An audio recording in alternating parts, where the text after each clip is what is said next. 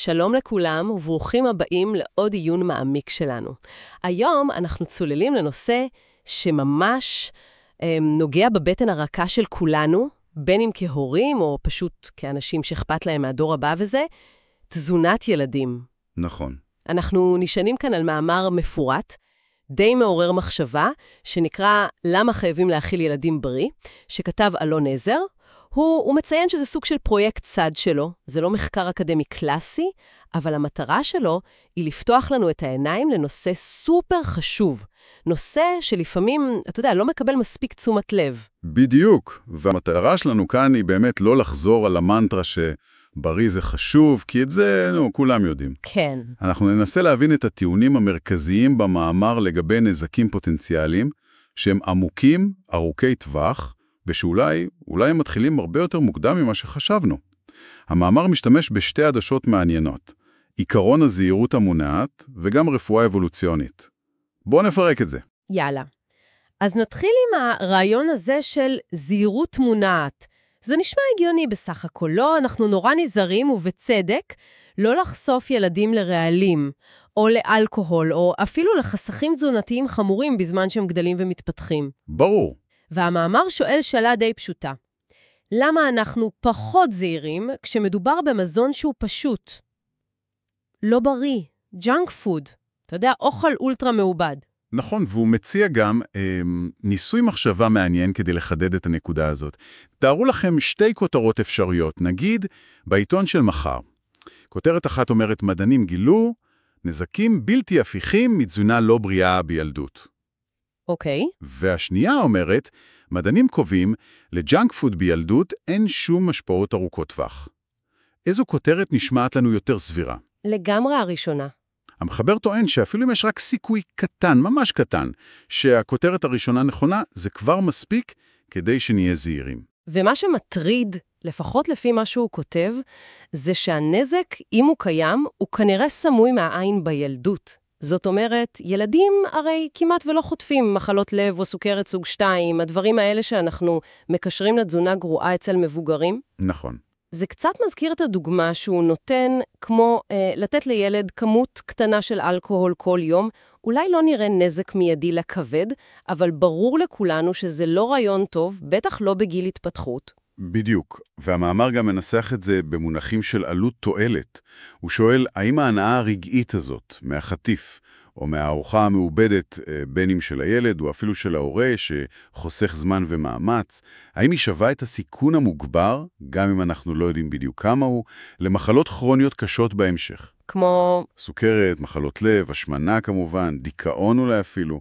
יש דיבור על סוגי סרטן מסוימים. זה מביא אותנו לנקודה חשובה נוספת שהוא מעלה, שהתזונה המודרנית הזאת, שהיא עתירת סוכר ואוכל מעובד, היא בעצם תופעה ממש חדשה. היסטורית, כן. נכון מאוד, חדשה בטירוף. המאמר מציג גרפים שממחישים את זה חזק. אחד מראה עלייה פשוט מטורפת בצריכת סוכר מוסף בערב מאז, נגיד, תחילת המאה ה-19. זה פשוט קו שעולה כמעט אנכית. וואו. והשני מראה את הצמיחה האדירה של תעשיית המזון האולטרה מעובד, ה-UPF, רק בעשורים האחרונים. הגידול בשוק הזה הוא הרבה יותר מהיר מגידול האוכלוסייה. זאת אומרת, אנחנו אוכלים הרבה יותר מהדברים האלה. אז מה שאנחנו תופסים היום כנורמלי או סתם כפינוק, זה פשוט לא היה קיים כמעט לאורך כל ההיסטוריה האנושית. לגמרי, זה בדיוק העניין. הוא אפילו עושה השוואה די נוקבת לעישון פסיבי. הוא כותב שהוא מקווה שבעתיד להאכיל ילדים בג'אנק פוד ייראה לנו מוזר ומסוכן, כמו שעישון ליד ילדים נראה לנו היום. הרי פעם זה היה נורמה מקובלת, והיום זה בלתי נתפס, כן. זו אנלוגיה חזקה. וכאן נכנסת העדשה השנייה שהזכרנו קודם, הרפואה האבולוציונית. אוקיי. הרעיון הבסיסי הוא שהגוף שלנו הוא בעצם תוצר של מיליוני שנות אבולוציה בתנאים מאוד מסוימים, בעיקר כציידים לקטים. אולי עם קצת, ממש קצת, התאמות לחקלאות מוקדמת. יש את הציטוט המפורסם הזה שמופיע במאמר של דובז'נסקי. שום דבר בביולוגיה אינו מובן אלא לאור האבולוציה. אז איך לקשור ספציפית לתזונה של היום? אז הרפואה האבולוציונית מדברת הרבה על מה שנקרא מחלות חוסר התאמה, או לפעמים קוראים לזה מחלות ציוויליזציה. אלה מחלות שנפוצות מאוד, ממש מגיפה, בחברות מודרניות, אבל הן נדירות או כמעט לא קיימות בחברות מסורתיות יותר. חברות שכנראה חיות בתנאים שדמים יותר לאלה שהתפתחנו בהם. כלומר, הפער בין הסביבה האבולוציונית שלנו לבין הסביבה המודרנית, התעשייתית, הוא כנראה המקור להרבה בעיות בריאות. בדיוק. הגוף שלנו פשוט לא מתוכנת להתמודד עם אורח החיים והתזונה של היום. איזה סוג של מחלות, למשל, נחשבות כאלה? הרשימה במאמר ארוכה, אבל דוגמאות בולטות זה כמובן סוכרת סוג 2, מחלות לב, אבל גם דברים כמו אקנה, שפעם חשבנו שזה פשוט חלק מגיל ההתבגרות. כן. קוצר ראייה, אולי אפילו שיניים עקומות. המאמר מעלה השערה שזה קשור למזון רך מדי, או מוצצים. אלרגיות, אסתמה, מחלות מעי דלקתיות כמו קרון וקוליטיס, ועוד ועוד. הרשימה ארוכה. אז בעצם ההסתכלות האבולוציונית הזאת היא סוג של עוד חיזוק לעקרון הזהירות המונעת. היא אומרת לנו, רגע, אם משהו סופר חדש ושונה מאוד ממה שהיה פה מיליוני שנים, אולי כדאי להיזהר ממנו, גם אם המדע עדיין לא הוכיח נזק במחקר קליני, רנדומלי, כפול סמיות וכל זה. בדיוק. זה עוזר לזהות סיכונים פוטנציאליים לפני שהם הופכים לבעיה מוכחת ומקובלת על כולם, שאז אולי מאוחר מדי. אוקיי, בוא נצלול לדוגמה קונקרטית שהמאמר מתמקד בה, כדי להמחיש את הרעיון הזה של מחלת עושר התאמה, כזאת שאולי קשורה לתזונת ילדות. הוא מדבר הרבה על תסמונת השחלות הפוליציסטיות, PCOS. נכון. PCOS זו ההפרעה ההורמונלית הכי נפוצה אצל נשים בגיל הפריון. המספרים מדהימים, זה משפיע על 1 מכל 4 או 5 נשים בדרגה כזו או אחרת. מה זה אומר בתכלס? מה התסמינים? התסמינים יכולים לכלול מחזור לא סדיר, עלייה ברמות של הורמונים זכריים, מה שנקרא אנדרוגנים, וזה יכול לגרום לאקנה, לשיעור יתר. זה גם גורם מרכזי לקושי להיכנס להיריון, וגם מעלה סיכון לבעיות מטאבוליות, כמו סוכרת, שומנים בדם. אז הטיעון האבולוציוני כאן הוא שזה פשוט לא הגיוני שתסמונת כל כך נפוצה, שפוגעת ככה בפוריות, תשרוד את הסלקציה הטבעית לאורך זמן. היה צריך להיות לחץ סלקציה חזק נגדה. בדיוק. המאמר טוען שאם זה היה רק עניין גנטי, הגנים האלה היו אמורים להיות הרבה פחות מפוצים באוכלוסייה. לכן, הוא מסיק שכנראה יש פה גורם סביבתי מודרני חזק, שמשחק תפקיד. הוא אפילו נותן דוגמה, בלי שמות כמובן, של מומחית בתחום שמייחסת את זה בעיקר לגנטיקה.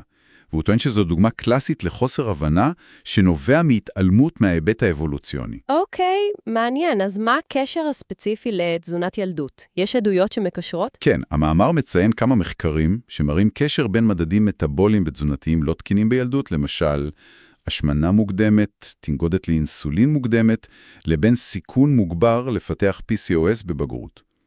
יש מחקר אחד שהוא מצטט, שמצא שסימנים מוקדמים לגודל גוף, כאלה שנובעים מגנטיקה מסוימת עוד בילדות, העלו משמעותית את הסיכון ל-PCOS, וזה היה נכון גם אחרי שלקחו בחשבון את המשקל בבגרות. מה זה אומר? זה מרמז שמשהו שקורה בילדות, אולי בתכנות של הגוף, משפיע לאורך זמן, ולא רק המשקל הנוכחי. וחשוב להדגיש, כמו שאתה אומר, זה לא רק קשור להשמנה.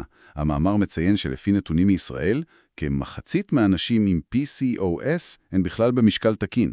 אז ההיפותזה של כותב המאמר היא שתזונה לא בריאה בילדות יכולה להיות גורם סיבתי משמעותי, כזה שאולי ממש מתכנת את הגוף בצורה מסוימת, שמעלה את הסיכון ל-PCOS בהמשך. כן, זאת ההשערה המרכזית שלו, אולי דרך שינויים הורמונליים שקורים בגיל צעיר, או אפילו שינויים אפיגנטיים, נדבר על זה עוד רגע. והוא מוסיף שהנזק הזה עלול אולי אפילו להצטבר בין דורות. אם לאם יש PCOS, הסיכון לבת עולה. וזה לא רק PCOS, הוא מזכיר שגם אצל גברים רואים עלייה בשיעורי פריות, וידוע שיש קשר לתזונה גם שם. וזה מתחבר לעוד נקודה חשובה מהמאמר שמשקל זה לא הכל. יש את התופעה הזאת שקוראים לה טופי, נכון? רזה מבחוץ, שמן מבפנים. בדיוק. thin outside, fat inside. זה מתאר מצב של הצטברות שומן ויסצרלי, כלומר שומן תוך בטני, עמוק שמקיף את האיברים הפנימיים. השומן הזה מאוד מסוכן מבחינה מטאבולית, גם אצל אנשים שנראים רזים לגמרי מבחוץ. וזה קשור לתזונה פחות איכותית. כן, זה קשור לתזונה פחות איכותית וגם להיעדר פעילות גופנית. זו עוד דוגמה לנזק סמוי מהעין. כמו מחלת הכבד השומני, שלא קשורה לאלכוהול, NAFLD, שאנחנו שומעים עליה יותר ויותר, והיא הופכת להיות נפוצה גם בילדים. לא רק אצל ילדים עם השמנה, אלא גם בילדים במשקל תקין. המאמר מציין מספרים די מדאיגים, סביב 6-9% בעולם. ועוד נקודה קריטית לגבי תקופת הילדות היא בניית העצם. הילדות וההתבגרות זה בעצם חלון הזדמנויות, חלון די קצר, לבנות את מסת העצם המקסימלית שלנו. זה נקרא peak bone mass. וזה תלוי בתזונה.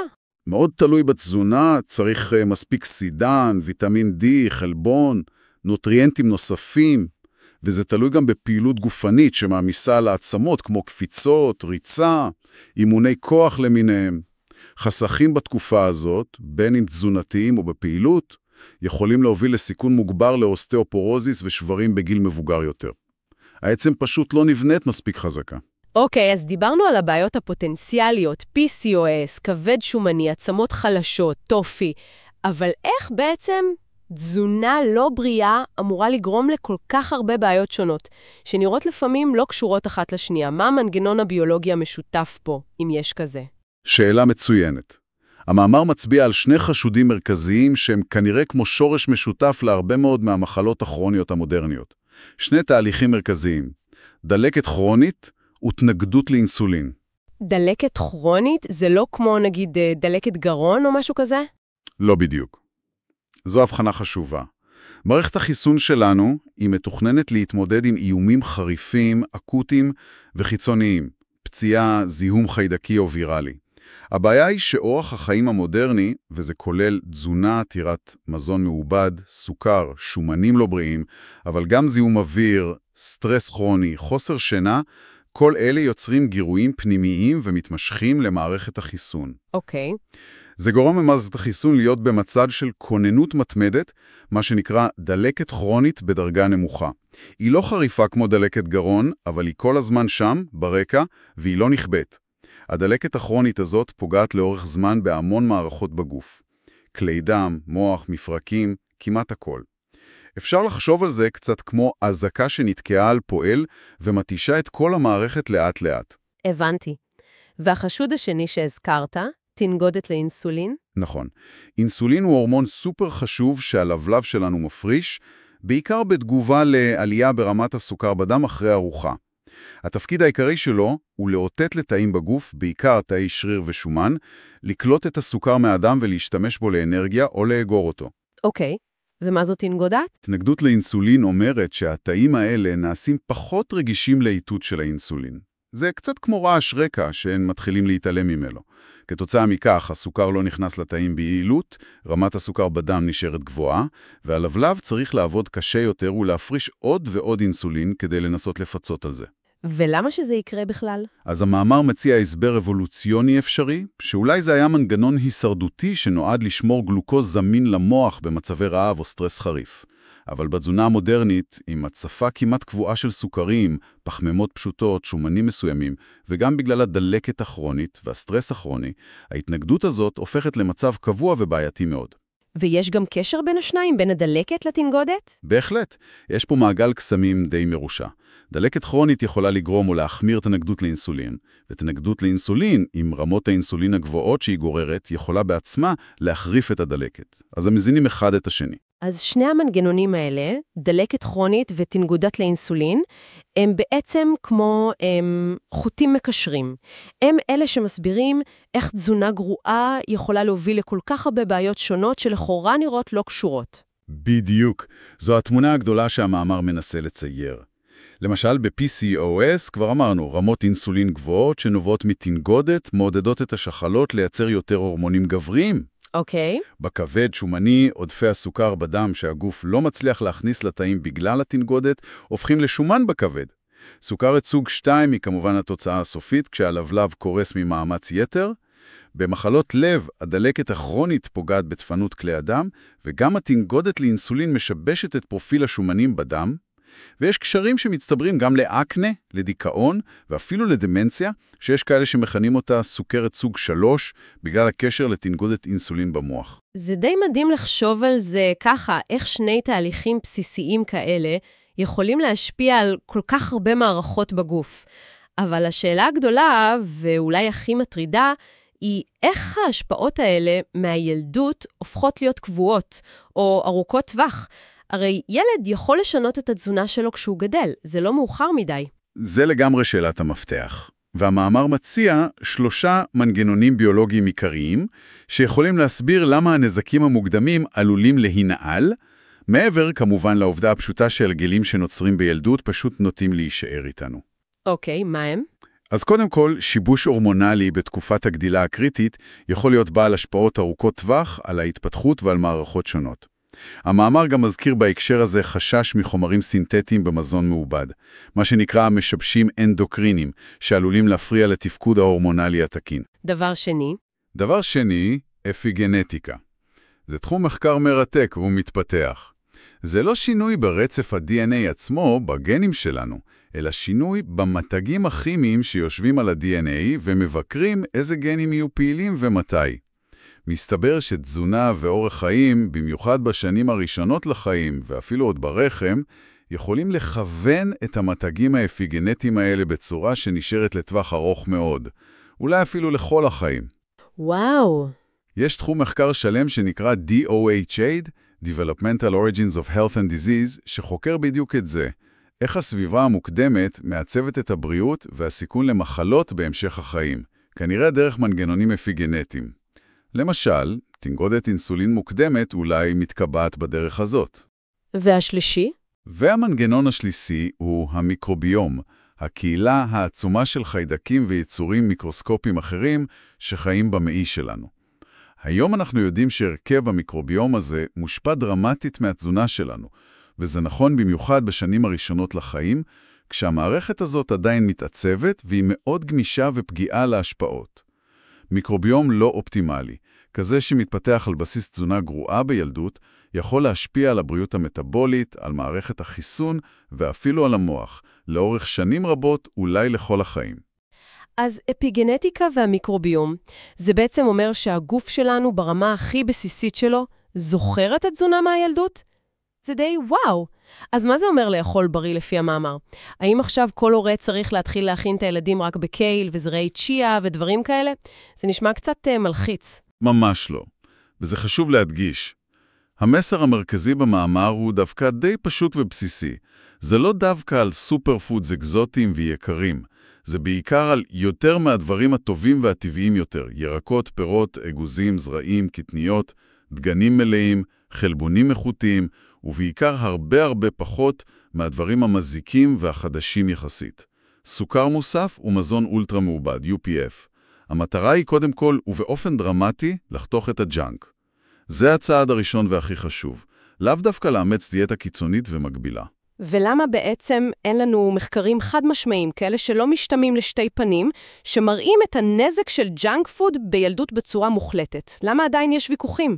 המאמר מסביר את זה די טוב. הסיבה העיקרית היא שזה כמעט בלתי אפשרי, גם מדעית וגם אתית, לעשות את המחקר המושלם. תחשבי על זה. לעשות ניסוי קליני מבוקר RCT, שבו לוקחים אלפי ילדים, מחלקים אותם אקראית לקבוצה שאוכלת ג'אנק פוד ולקבוצה שאוכלת בריא, ועוקבים אחריהם במשך עשרות שנים כדי לראות מי מפתח מחלות. כן, זה נשמע נורא. לא ריאלי בעליל. זה יענה מיליארדים, ידרוש מעקב צמוד שאפשר לאכוף, ובעיקר זה פשוט לא אתי לסכן ככה הילדים במודע. לכן, המסקנות בתחום הזה של תזונת ילדים מתבססות בהכרח על שילוב של ראיות אחרות.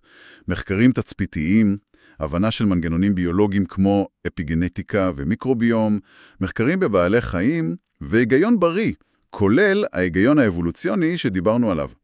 המסר של המאמר הוא שלא צריך לחכות להוכחה ברמת תרופה של ה-FDA כדי לנקוט בזהירות מונעת שמדובר בילדים שלנו. הבנתי. זה הגיוני.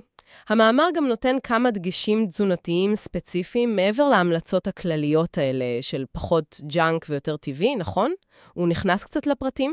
כן, הוא נותן כמה נקודות למחשבה, חלקן יותר מבוססות וחלקן אולי קצת יותר ספקולטיביות או דורשות עוד מחקר. למשל הוא ממליץ, או לפחות מעלה סימן שאלה, לגבי צריכה גבוהה של חלב ומוצרי או בילדות. למה? הוא מציין את העניין של הורמוני גדילה טבעיים בחלב פרה, שעלולים להשפיע על גדילה והתבגרות מינית, וגם את הקשר האפשרי בין צריכת חלב לאקנה.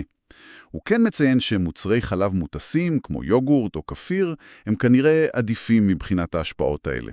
מה עוד? הוא ממליץ להיזהר מהממתיק המלאכותי סוכרלוז, שנמצא בהרבה מוצרים דיאטטיים, כי יש מחקרים ראשוניים שמקשרים אותו דווקא לתנגדות אינסולין. והוא גם מדגיש נקודה מעניינת לגבי החשיבות של מזון קשיח ללעיסה, כמו ירקות ופירות שלמים, אגוזים להתפתחות תקינה של הלסתות והשיניים, בניגוד למזון רך ומעובד. ויש גם את הנקודה הרגישה שחייבים לדבר עליה לגבי מזון מן החי. איך המאמר מתייחס לזה? זה נושא טעון תמיד. נכון, זה נושא טעון, וחשוב מאוד לדייק כאן במה שהמאמר אומר ואיך הוא אומר את זה. המחבר מציג את דעתו האישית, והוא מדגיש שזו דעתו האישית שמבוססת על הפרספקטיבה האבולוציונית והתזונתית שלו.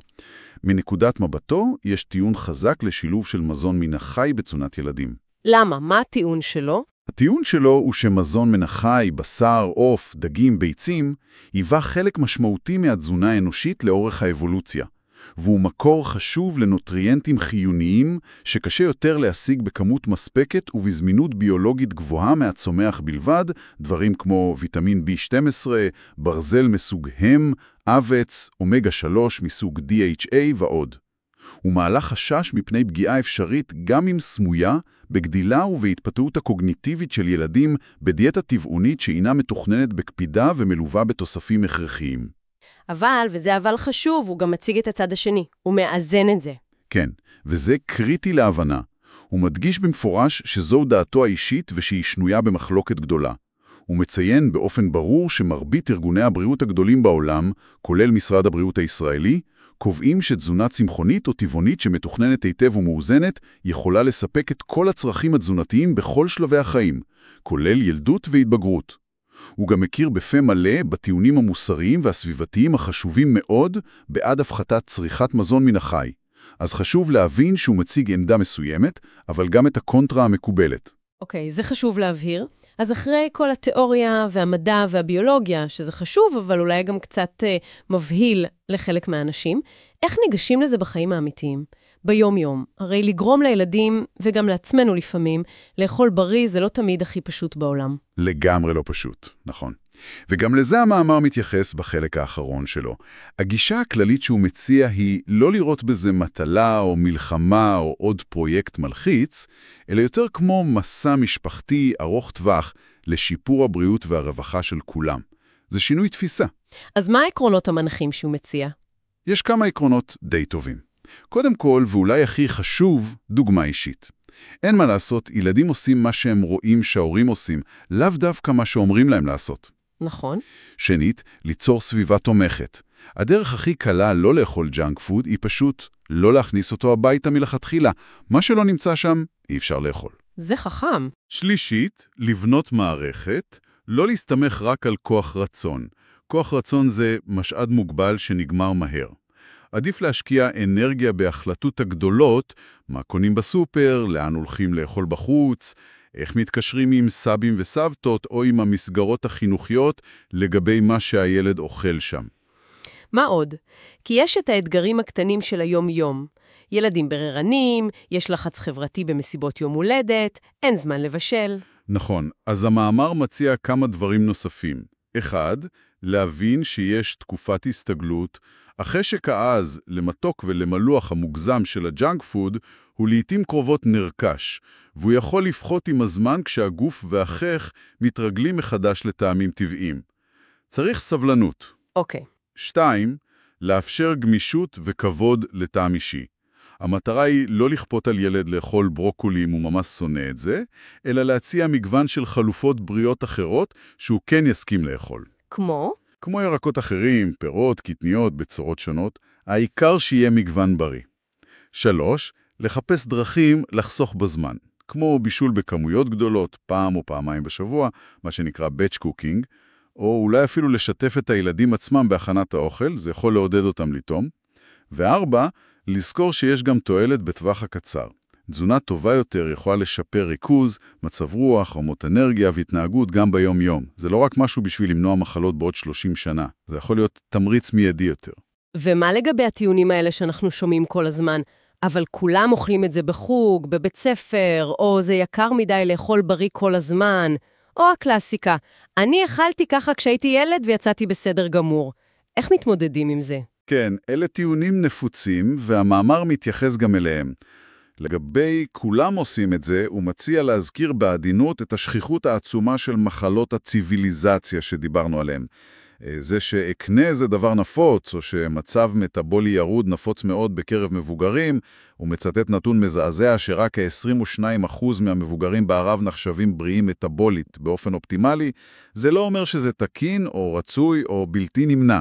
זה רק אומר שהנורמה הנוכחית היא בעייתית. ומה לגבי העלות?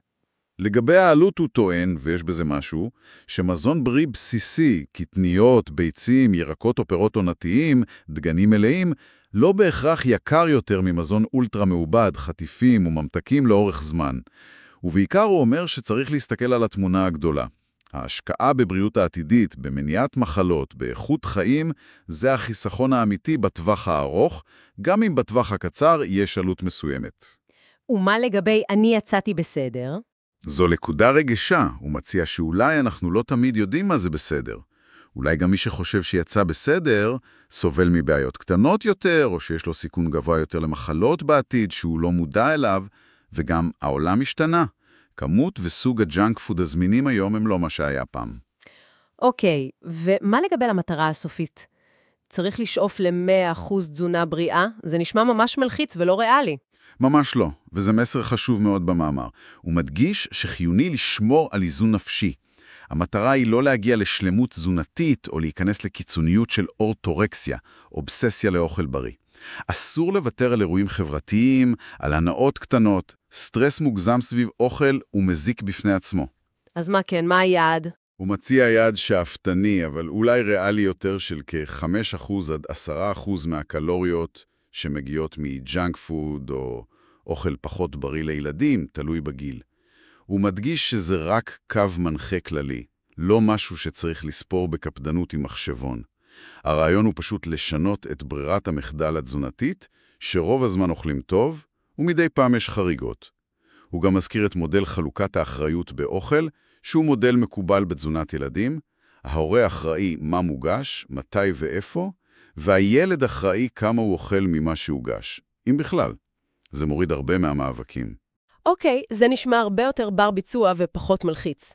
אז לסיום, אם נסכם, נראה שהמסר המרכזי שעולה מהמקור הזה הוא שתזונת ילדות היא באמת השקעה לטווח ארוך מאוד. יש לה פוטנציאל להשפיע עמוקות על הבריאות לאורך כל החיים. דרך מנגנונים מורכבים כמו אפיגנטיקה ועיצוב המיקרוביום שאנחנו רק מתחילים להבין את עוצמתם, הסביבה המודרנית בהחלט מקשה עלינו לעשות את הבחירות הנכונות.